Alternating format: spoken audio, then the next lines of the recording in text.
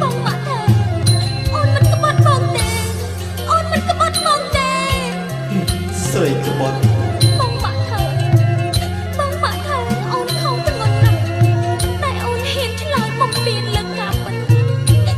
បងគេគំរាមអូនគេសម្លុតតបកាពិតរកសម្លាប់អូនខ្លាចស្លាប់ណាបងមកទៅអូនជាអ្នកសម្លាប់បងអូនអាក្រក់ណាស់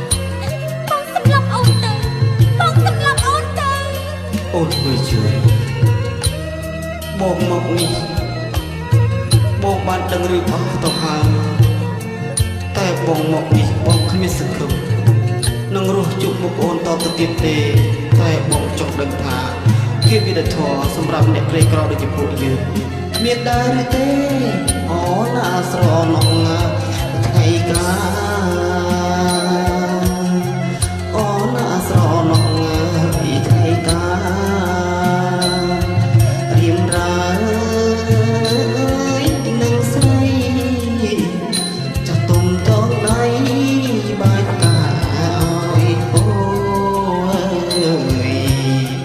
អូនអាស្រណងថ្ងៃកាអូនអាស្រណងថ្ងៃកា